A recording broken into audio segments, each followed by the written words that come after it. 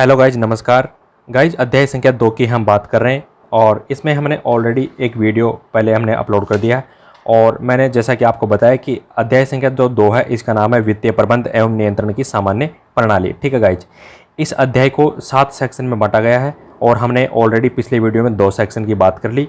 इस सेक्शन की अगर हम बात करें तो इसमें नियम संख्या 14 से लेकर 17 तक हम इसमें पढ़ने वाले हैं और तीसरे सेक्शन का नाम है लेखा संधारण के संदर्भ में कर्तव्य। ठीक है, यानी कि जो सरकारी राशि होती है उसका लेखा किस प्रकार किया जाएगा, किस प्रकार उसका लेखा संधारित किया जाएगा और उसके संदर्भ में किन किन कार्मिकों के अधिकारियों के क्या क्या कर्तव्य रहेंगे। ठीक है गाइज, तो चलिए अब हम बात कर लेते हैं नियम संख्या 14 की। इसमें बता रखा है कि प्रत्येक सरकारी कर्मचारी जिन्हें सरकारी धनराशि या सामान का लेखा तैयार करने की जिम्मेदारी सौंपी गई है वह उसे सही एवं पूर्ण रूप से संधारित रखने तथा उसे तय समय पर उच्चाधिकारियों को प्रेषित करने के लिए व्यक्तिगत रूप से उत्तरदायी होगा। ठीक है गाइज, समझाने की कोई ज़्यादा बात नहीं है, फिर भी मैं आपको बता देता हूं कि कोई भी सरकारी कर्मचारी जिन्हें ये जिम्मेदारी दी गई है कि आपको सरकारी जो राशि होगी या फिर सामान होगा उसका आपको लेखा तैयार करना है, ठीक है, तो उसका वो सही और पूर्ण रूप से उसका लेखा तैयार करेगा और बाद में समय समय पर जो उच्चाधिकारी होते हैं, जो हायर अथॉरिटी होते हैं, उनको भी वो सूचना प्रेषित करेगा। ठीक है गाइज, और वो कर्मचारी व्यक्तिगत रूप से इसके लिए उत्तरदायी भी रहेगा, जिम्मेदार रहेगा, यानी कि उसकी जिम्मेदारी रहेगी इस चीज़ के लिए। ठीक है गाइज, ये हो गया नियम संख्या 14। नियम संख्या 15 की अगर हम बात करें तो नियम संख्या 15 को 2 सब क्लॉज में बांटा गया है। पहले सब क्लॉज में ये बताया गया कि जो भी अधिकारी किसी प्रमाण पत्र पर हस्ताक्षर करता है वह प्रमाणित किए गए तथ्यों के लिए उस सीमा तक व्यक्तिगत रूप से उत्तरदायी होगा जहां तक कि उन तथ्यों की जानकारी रखना उसका कर्तव्य है, अर्थात जितनी जानकारी होने की उससे आशा की जा सकती है। इस पूरी बोल वचन का मैं आपको एक एग्जाम्पल बताऊं। जैसे पटवारी है, पटवारी का नाम सुनते ही आप ये समझ गए होंगे कि पटवारी जमीन की नापजोक करता है। अब मान लो पटवारी जमीन की नापजोक करने में सक्षम नहीं है, मतलब जितनी हमने उससे आशा की थी वो भी उसके अंदर काबिलियत नहीं है, तो फिर तो गलत बात है ना। तो इन नियमों के अंदर यही बताया गया कि अगर पटवारी बना है तो पटवारी को मतलब उसकी ज़मीन की नापजोख के बारे में जानकारी होनी चाहिए। और कोई भी अधिकारी अगर किसी प्रमाण पत्र पर हस्ताक्षर करता है तो वह प्रमाणित किए गए तथ्यों के लिए उस सीमा तक व्यक्तिगत रूप से उत्तरदायी होगा जहां तक कि उन तथ्यों की जानकारी रखना उसका कर्तव्य है। कोई भी अधिकारी हो अगर किसी प्रमाण पत्र यानी कि किसी सर्टिफिकेट पर यदि हस्ताक्षर करता है तो उसको उसके बारे में जानकारी होनी चाहिए और वो उस संबंध में क्या रहेगा कि वो व्यक्तिगत रूप से जिम्मेदार रहेगा, उस उत्तरदायी रहेगा। ठीक है, कहाँ तक रहेगा? जहाँ तक कि उन तथ्यों की जानकारी रखना उसका कर्तव्य है। ठीक है, अर्थात जिन जिन जानकारी होने की उससे आशा की जा सकती है। ठीक है गाइज, यानी कि उम्मीद की जा सकती है कि इस अधिकारी को जिस प्रमाण पत्र पर ये साइन कर रहा है तो इसको इस चीज़ की जानकारी तो होगी कि आखिर में प्रमाण पत्र में क्या चीज़ लिखी हुई है। ठीक है गाइज, 15 सब क्लॉज 2 की अगर हम बात करें तो इसमें बता रखा कि मुद्रित प्रमाण पत्र में भी पूर्ण तथ्य नहीं होने पर संशोधन किए जाने के बाद ही हस्ताक्षर किया जाना चाहिए। कोई भी प्रमाण पत्र यदि वो प्रिंटेड है, मुद्रित है, तो उसमें पूर्ण तथ्य नहीं होने पर यदि उसमें पूरे तथ्य नहीं लिखे हुए हैं तो उसमें क्या करना पड़ेगा? संशोधन, यानी कि पूरे तथ्य लिखने पड़ेंगे और उसके बाद में क्या करना पड़ेगा? हस्ताक्षर। ठीक है गाइज, क्यों? अब ऐसा क्यों? क्योंकि जब तक किसी प्रकरण के पूर्ण तथ्य नहीं दिए जाएं केवल प्रमाण पत्र का मुद्रित होना हस्ताक्षर करने वाले अधिकारी के लिए कोई औचित्य नहीं होगा। सीधी सी बात है, अगर किसी प्रमाण पत्र में पूरे तथ्य नहीं लिखे हुए हैं और उस पर अधिकारी हस्ताक्षर कर रहा है तो उससे कोई मतलब ही नहीं है। ठीक है, पहले पूरे तथ्य उसमें मुद्रित करवाओ, प्रिंट करवाओ एंड देन उसके बाद में आप हस्ताक्षर करो। ठीक है गाइज, ये नियम संख्या 15 हमारा कंप्लीट होता है। आई होप यहाँ तक आपको ये वीडियो समझ में आया होगा। गाइज, नियम संख्या 16 की अगर हम बात करें तो इसमें बता रखा है विभागीय अधिकारियों का उत्तरदायित्व है। ठीक है, यानी कि इसमें ये पढ़ा जाएगा कि किस प्रकार से लेखे संदर्भित किए जाएंगे, किस किस की सूचना भेजी जाएगी, तो विभागीय जो अधिकारी होते हैं उनके क्या क्या उत्तरदायित्व रहेंगे। बता रखा है इसमें कि सरकारी बकायों के संग्रह के लिए या सरकारी धनराशि का व्यय करने के लिए उत्तरदायी प्रत्येक कर्मचारी को यह देखना चाहिए, क्या देखना चाहिए कि सरकार द्वारा निर्धारित प्रारूप में लेखे संदर्भित किए जाएं। ठीक है गाइज, यानी कि गवर्नमेंट ने जो प्रारूप डिसाइड कर रखा है उसी का अकॉर्डिंग उनका जो लेखा होता है वो बनाना चाहिए। इसके अलावा ये लेखे एजी या संबंधित नियंत्रण अधिकारी को शीघ्र भेजे जाने चाहिए। सभी लेखे स्पष्ट होनी चाहिए, सीधी सी बात है, ताकि आवश्यक होने पर उन्हें तथ्यों के रूप में प्रस्तुत किया जा सके। सभी लेखे स्पष्ट होने चाहिए ताकि उनके बाद में अगर जरूरत पड़ी तो उनको तथ्यों के रूप में पेश किया जा सके। ठीक है गाइज, तो ये नियम संख्या 16 है। इसमें सरकारी बकायों के संग्रह के लिए या सरकारी धनराशि का व्यय करने के लिए उत्तरदायी प्रत्येक कर्मचारी को क्या क्या देखना चाहिए उसके बारे में हमने नियम संख्या 16 में बात कर ली। ठीक है गाइज, नियम संख्या 17 की अगर हम बात करें तो इसमें बता रखा है लेखा परीक्षा यानी कि ऑडिट द्वारा सूचना मांगना।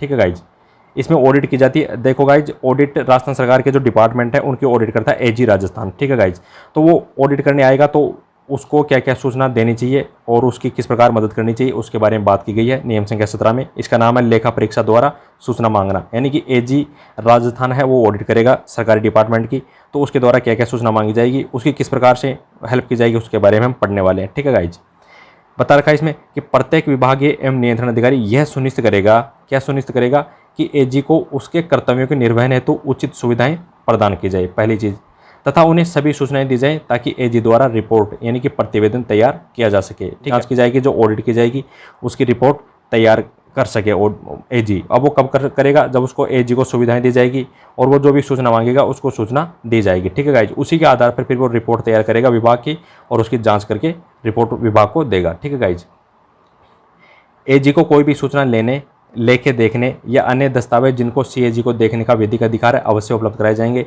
एजी सूचना उसको अगर वो मांग रहा है तो उसको सूचना देनी पड़ेगी, लेके वो देखना चाहता है एजी तो उसको लेके देखने दे जाए, कोई दिक्कत नहीं है। और कोई भी दस्तावेज जिसको सीएजी जो होता है भारत का comptroller auditor general of India जो कैग होता है, उसको जो देखने का अधिकार है तो वो सुविधा भी एजी को प्रस्तुत कराई जाएगी। ठीक है गाइज, यदि रिपोर्ट का कोई भाग गोपनीय हो तो इस तथ्य का उल्लेख करते हुए पत्रावली यानी कि रिपोर्ट ऑडिट कार्यालय के अध्यक्ष को व्यक्तिगत रूप से प्रेषित की जाएगी तथा गोपनीय दस्तावेजों की अभिरक्षा के लिए कार्रवाई करेगा। ठीक है गाइज, यानी कि कोई भी रिपोर्ट यदि एजी तैयार कर रहा है और उसमें कोई भी गोपनीय बात हो तो वो जो गोपनीय बात वाली जो रिपोर्ट है वो ऑडिट कार्यालय के अध्यक्ष को भेजी जाएगी। ठीक है गाइज, और व्यक्तिगत रूप से यानी कि उसी को देंगे। और बाद में गोपनीय दस्तावेजों की अभिरक्षा के लिए जो भी गोपनीय दस्तावेज है उस गोपनीय ऑडिट के अंदर जो प्रतिवेदन है उसके अंदर, तो उसकी फिर अभिरक्षा के लिए जो ऑडिट कार्यालय का अध्यक्ष है वो कार्रवाई करेगा। ठीक है गाइज, यानी कि राजस्थान सरकार के किसी भी डिपार्टमेंट की यदि एजी ऑडिट कर रहा है और वो ऑडिट का यानी कि जो रिपोर्ट तैयार होगी ऑडिट करने के बाद में उसका कोई भाग अगर गोपनीय है तो इस दशा में क्या होगा कि वो गोपनीय जो भाग है वो उसका रिपोर्ट का वो ऑडिट कार्यालय के अध्यक्ष को भेजा जाएगा। ठीक है, ताकि उसकी अभिरक्षा कर सके। ओके गाइज, ये नियम संख्या 17 की हमने बात कर ली। तो गाइज हमारा तीसरा सेक्शन भी पूरा हो गया। अब हम चौथे सेक्शन की बात करेंगे जिसका नाम है संविदाएं यानी कि कॉन्ट्रैक्ट्स। ठीक है, इसमें दो नियम है, नियम संख्या 18 और नियम संख्या 19। कॉन्ट्रैक्ट के बारे में हम पढ़ेंगे। कॉन्ट्रैक्ट तो सीधी सी बात है, यानी कि संविदा इसको हिंदी में बोलते हैं। इसका मतलब तो आप जानते होंगे, इसका मतलब यह है जैसे मान लो किसी विभाग में कोई बिल्डिंग तैयार करनी है तो विभाग के अंदर जो भी सक्षम प्राधिकारी है वो किसी कॉन्ट्रैक्टर को यानी कि ठेकेदार को ये बोलेगा कि हम आपको 20 लाख रुपए देते हैं और हमारे को आप एक बिल्डिंग तैयार करके दीजिए। ठीक है, तो उसी को हम बोलते हैं कॉन्ट्रैक्ट यानी कि संविदा, ठेके पर देना। ठीक है गाइज, तो इसके बारे में हम पढ़ेंगे नियम संख्या 18 और 19 में कि संविदा यानी कि कॉन्ट्रैक्ट के बारे में क्या क्या टर्म्स एंड कंडीशन होती है। तो 18 सब क्लॉज 1 की अगर हम बात करें तो इसमें बता रखा कि राज्य के आदेशों द्वारा अधिकृत किया गया प्राधिकारी ही सरकार की ओर से संविदा यानी कि कॉन्ट्रैक्ट कर सकेगा।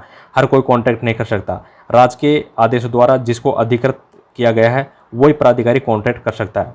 किसकी ओर से? सरकार की ओर से। ठीक है गाइज, नियम संख्या 18 सब क्लॉज 2 की अगर हम बात करें तो इसमें बता रखा है कि भारतीय संविधान के अनुच्छेद 299 सब क्लॉज 1 में प्रदान की गई शक्तियों के तहत राज्यपाल की ओर से संविदा निष्पादित कर सकेंगे। राज्यपाल की तरफ से संविदा कौन कौन कर सकेंगे उसके बारे में बात करेंगे और कैसे करेंगे उसके बारे में भी हम बात करेंगे। ठीक है गाइज, अब कौन कर सकता है? राज्यपाल की ओर से प्राधिकृत किया गया अधीनस्थ जो प्राधिकारी होता है वो क्या कर सकेगा? संविदा कर सकेगा, यानी कि कॉन्ट्रैक्ट वो कर सकेगा। ये भारतीय संविधान के अनुच्छेद 299 सब क्लॉज 1 में दिया गया और ये राज्यपाल की तरफ से कॉन्ट्रैक्ट करेंगे। कैसे करेंगे? राजस्थान राज्य की कार्यकारी शक्तियों का प्रयोग करते हुए ये कॉन्ट्रैक्ट करेंगे। ठीक है गाइज, प्राधिकृत अधीनस्थ जो अधिकारी होते हैं उनकी सूची परिशिष्ट 2 में दी गई है। इस चीज़ को आपको ध्यान रखना पड़ेगा। जो ये प्राधिकृत अधीनस्थ प्राधिकारी होते हैं उनकी सूची कहाँ दी गई है? परिशिष्ट 2 में। ओके गाइज, ये मैंने आपको बता दिया नियम संख्या 18 सब क्लॉज 1 और नियम संख्या 18 सब क्लॉज 2। गाइज अब हम बात करेंगे नियम संख्या 19 की। इसमें बता रखा कि संविदा के सामान्य सिद्धांत, यानी कि जब कोई भी कॉन्ट्रैक्ट किया जाता है, कोई भी संविदा की जाती है तो उसके कौन कौन से सामान्य सिद्धांत होते हैं जिनका हमें ध्यान रखना चाहिए। ठीक है, पब्लिक फंड से व्यय की संविदा करने की शक्तियां प्राप्त प्राधिकारियों हेतु सामान्य सिद्धांत, यानी कि पब्लिक फंड से पैसा खर्च करके जो कॉन्ट्रैक्ट करते हैं जो प्राधिकारी उनके हेतु क्या सामान्य सिद्धांत दिए गए हैं उसके बारे में हमें बात करनी चाहिए। ठीक है गाइज, यानी कि कोई भी डिपार्टमेंट है, ठीक है, उसको बिल्डिंग बनवानी है, मान लो बिल्डिंग 50 लाख रुपए में बनवानी है तो वो किसी ठेकेदार को ठेका देगा, यानी कि संविदा पर उसको बोल देगा कि ठीक है हम आपको कॉन्ट्रैक्ट पर ये देते हैं कि आप हमारे को 50 लाख रुपए में बिल्डिंग बना के दो। ठीक है, तो उनसे क्या कर लिया? कॉन्ट्रैक्ट कर लिया। कॉन्ट्रैक्ट में क्या होती है? शर्तें होती है, शर्तें तय कर ली जाती है पहले। और उनको बोल दिया जाता है ठेकेदार को कि आप ठीक है, हम आपको 50 लाख रुपए देंगे, आप हमारे को बढ़िया बिल्डिंग तैयार करके दोगे। ठीक है, अब 50 लाख रुपए का भुगतान डिपार्टमेंट कहाँ से करेगा? पब्लिक फंड से, यानी कि लोक लेखे से। ठीक है, तो पब्लिक फंड से वे किया जाएगा, उसकी संविदा करने की शक्तियाँ जो जिनके पास प्राप्त है, तो उन अथॉरिटी हेतु सामान्य सिद्धांत क्या क्या है उसके बारे में हम बात करेंगे। ठीक है गाइज, तो पहले हम बात कर लेते हैं नियम संख्या सॉरी, इसमें सब क्लॉज नहीं है, ये सिर्फ इसमें सामान्य सिद्धांत दिए गए हैं, इसमें सब क्लॉज नहीं है। जैसे 1 2 3 4 ये दे रखे हैं, ये 19 सब क्लॉज 1, 19 सब क्लॉज 2 ऐसा नहीं है। ठीक है, ये सामान्य सिद्धांत दिए गए हैं, इनकी संख्या है सामान्य सिद्धांतों की। पहले सामान्य सिद्धांत की मैं बात करूं तो इसमें बता रखा है कि संविदा की शर्तें स्पष्ट तथा निश्चित होनी चाहिए, अर्थात अस्पष्टता की संभावना नहीं होनी चाहिए। जो भी ठेकेदार के साथ कॉन्ट्रैक्ट किया जाएगा, जो संविदा की जाएगी, उसके बारे में शर्तें स्पष्ट होनी चाहिए। पहले डिपार्टमेंट का जो सक्षम प्राधिकारी है उसको बोल देना चाहिए हमारे को बिल्डिंग ऐसे चाहिए, हमारे को बिल्डिंग में इस प्रकार का मटेरियल चाहिए और हमारे को 3 महीने में बिल्डिंग बना के आप दोगे। तो सारी जो भी कंडीशन है वो सारी पहले ही स्पष्ट कर लेनी चाहिए, यानी कि अस्पष्टता की संभावना नहीं होनी चाहिए। ठीक है गाइज, सामान्य सिद्धांत, दूसरे सामान्य सिद्धांत की अगर हम बात करें तो इसमें बता रखा कि यथासंभव संविदा हेतु स्टैंडर्ड फॉर्म्स का प्रयोग करना चाहिए तथा शर्तों के पहले ही जांच कर लेनी चाहिए, यानी कि शर्तों के पहले ही जांच कर लेनी चाहिए। संविदा अगर करना है तो उसके लिए एक स्टैंडर्ड फॉर्म यानी कि मानक प्रारूप होना चाहिए। ऐसे नहीं कि किसी भी सादा कागज़ पर संविदा कर ली, नहीं, उसके लिए एक स्टैंडर्ड फॉर्म होना चाहिए। ठीक है, और शर्तें जो होती है, शर्तें करने से पहले ही शर्तों की जांच कर लेनी चाहिए। ठीक है गाइज, तीसरे सामान्य सिद्धांत की अगर हम बात करें तो इसमें बता रखा है यदि संविदा के मानक प्रारूपों का प्रयोग नहीं किया जाए तो प्रारूप तैयार करने व अंतिम रूप से संविदा करने से पहले लीगल एंड फाइनेंशियल एडवाइस प्राप्त की जाएगी। ठीक है गाइज, यदि स्टैंडर्ड फॉर्म का उपयोग नहीं किया है तो फिर लीगल एंड फाइनेंशियल एडवाइस प्राप्त की जाएगी। चौथे सामान्य सिद्धांत की बात करें तो इसमें बता रखा है कि एक बार संविदा होने के बाद उसकी शर्तों में सक्षम प्राधिकारी की पूर्वानुमति से बदलाव नहीं किया जा सकता। सीधी सी बात है, संविदा दर के हिसाब से ही ठेकेदार को मुआवजे का भुगतान किया जाएगा। जो भी संविदा दर यानी कॉन्ट्रैक्ट रेट जो फिक्स कर दी गई है उसी के हिसाब से ठेकेदार को पैसा दिया जाएगा, यानी कि उसको बोल दिया जाएगा कि हम आपको इस रेट से पैसा देंगे। ठीक है, यानी कि इसमें रेट फिक्स कर दी जाती है, अगर आप 3 महीने में ये बिल्डिंग बना के दे देते हो तो हम आपको इस हिसाब से इतना पैसा दे देंगे। ज़्यादा मुआवजे का भुगतान वित्त विभाग की स्वीकृति के बाद किया जा सकेगा। अगर ज़्यादा मुआवजा बन रहा है उसका तो उसको ज़्यादा मुआवजा भी दिया जा सकता है, लेकिन पहले वित्त विभाग की स्वीकृति लेनी चाहिए। पांचवें सामान्य सिद्धांत की बात करें तो इसमें बता रखा कि अनंत दायित्व उत्पन्न करने वाली संविदा या फिर संविदा में असाधारण प्रकार की शर्त शामिल है तो वह एफडी यानी कि फाइनेंस डिपार्टमेंट यानी कि वित्त विभाग की पूर्व अनुमति के बिना नहीं की जाएगी। यानी कि संविदा में कोई भी ऐसी शर्त जोड़ दी, यानी कि ठेकेदार ये बोले कि ठीक है मैं आपको 3 महीने में बिल्डिंग तभी बना के तैयार करूंगा जब इस साल बारिश अच्छी हो जाएगी, मतलब कोई भी इस प्रकार की शर्त, ठीक है, असाधारण, ठीक है, असाधारण शर्त जो पूरी ना हो। ठीक है, तो इस प्रकार के जो उल्टे सीधे जो शर्तें हैं वो फाइनेंस डिपार्टमेंट की पूर्व अनुमति के बिना नहीं की जाएगी। ठीक है गाइज, वो तो मैंने आपको एग्जाम्पल बताया था बारिश का, तो लेकिन कई सारी शर्तें ऐसी होती है जो काम को अटका देती है और इस प्रकार की शर्तें पहले फाइनेंस डिपार्टमेंट की स्वीकृति लेना चाहिए, उसके बाद में इस प्रकार की शर्तें की जा सकती है। अनंत दायित्व उत्पन्न करने वाली, यानी कि ठेकेदार तो बोल दे ठीक है हम आपके लिए बिल्डिंग तैयार करके दे देंगे, लेकिन आप हमारे को $5 अरब रुपया देंगे। अब $5 अरब रुपया कहाँ से लाएंगे? तो अनंत दायित्व हो गया ना, अनंत दायित्व यानी कि बहुत ज़्यादा दायित्व बन रहा है इस हिसाब से, तो यानी कि सरकारी डिपार्टमेंट के ऊपर दायित्व ज़्यादा आ गया, वो इतना पैसा कहाँ से करेगा? नहीं करेगा ना।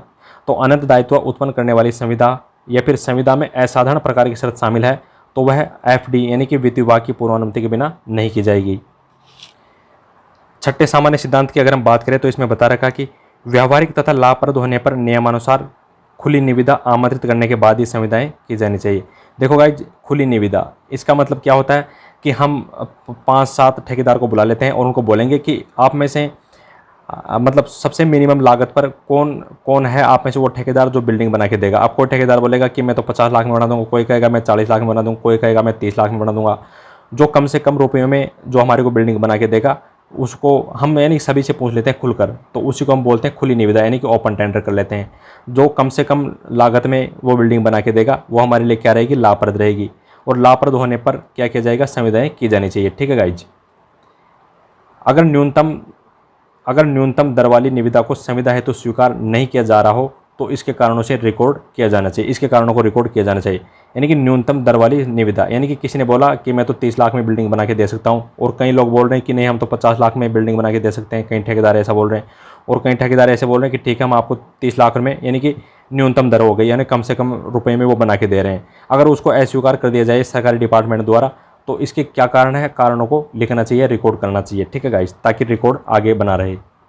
सातवें सामान्य सिद्धांत की अगर हम बात करें तो इसमें बता रखा कि जिन प्रकरणों में औपचारिक लिखित संविदा नहीं की गई है ना, वहाँ भी सप्लाई के ऑर्डर देने से पहले कम से कम मूल्यों के बारे में लिखित एग्रीमेंट कर लेना चाहिए। ठीक है गाइज।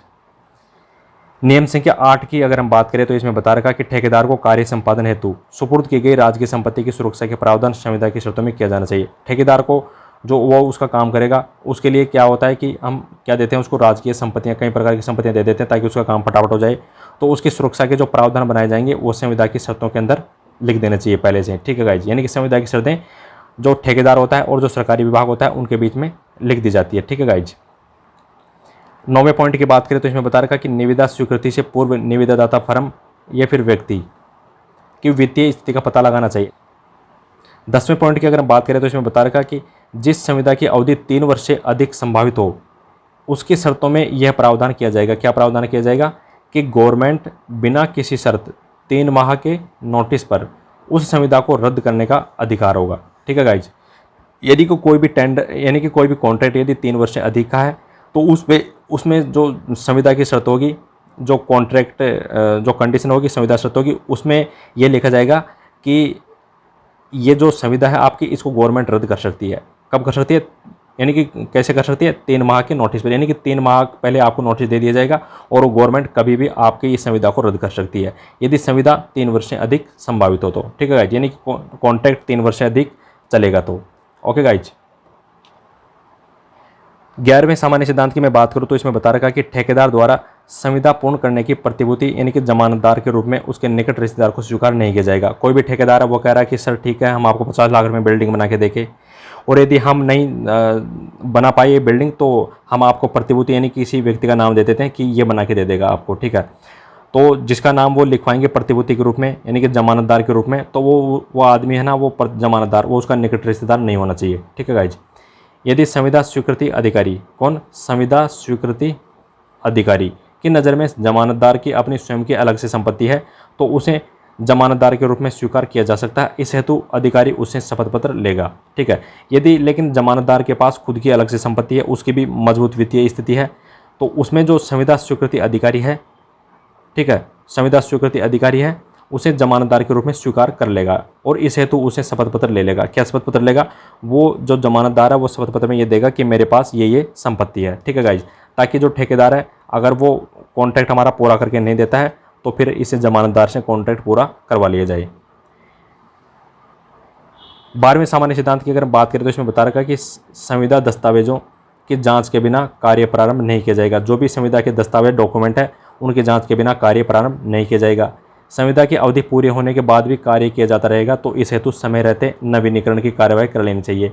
मान लो संविदा के लिए बोल दिया ठेकेदार ने और सरकारी विभाग ने कि ठीक है 3 वर्ष में हमारे लिए बिल्डिंग तैयार कर देना, लेकिन मान लो 3 वर्ष पूरा हो गया और बिल्डिंग आधी बनी है, यानी कि अभी आगे और कॉन्ट्रैक्ट चलता रहेगा, तो उसके लिए फिर नवीनीकरण कराना पड़ेगा। जो संविदा है उसको नवीनीकरण कराना पड़ेगा और नवीनीकरण कब कराना चाहिए, समय रहते, यानी कि समय से पहले ही नवीनीकरण की कार्रवाई कर लेनी चाहिए।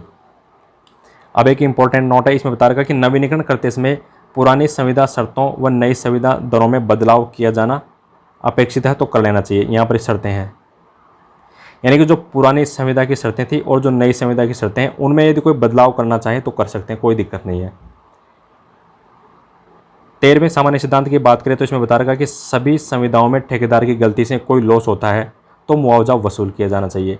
यदि कॉम्पिटेंट अथॉरिटी यानी सक्षम प्राधिकारी ने निर्देश दे दिया, क्या निर्देश दे दिया कि वसूली नहीं करना है ठेकेदार से, तो नहीं की जाएगी। ठीक है गाइज। 14वें सामान्य सिद्धांत की अगर हम बात करें तो इसमें बता रखा कि सेल्स टैक्स, चुंगी कर तथा लोकल टैक्स का भुगतान किस पक्षकार द्वारा किया जाएगा, यानी कि ठेकेदार द्वारा किया जाएगा या फिर निविदादाता फर्म द्वारा किया जाएगा। इसके बारे में संविदा में स्पष्ट लिखा होना चाहिए। जो संविदा की शर्तें होती है उसमें स्पष्ट लिख देना चाहिए ताकि बाद में झगड़ा ना हो। 15वें सामान्य सिद्धांत की अगर बात करें तो इसमें बता रखा कि विदेशों से यदि सामान का आयात हेतु संविदा की गई है तो FOB यानी कि फ्री ऑन बोर्ड के आधार पर क्रय हेतु प्रावधान किया जाएगा। नेक्स्ट सामान्य सिद्धांत की अगर बात करें 16वें की तो इसमें बता रखा यदि संविदा में उत्पाद शुल्क, कच्चे माल आदि की दरों में बदलाव के लिए प्रावधान किया गया है तो उसकी गणना के आधार भी स्पष्ट होनी चाहिए, यानी कि उसकी गणना कैसे की जाएगी, जैसे उत्पाद शुल्क हो गया, कच्चा माल हो गया, इन चीज़ों के बारे में।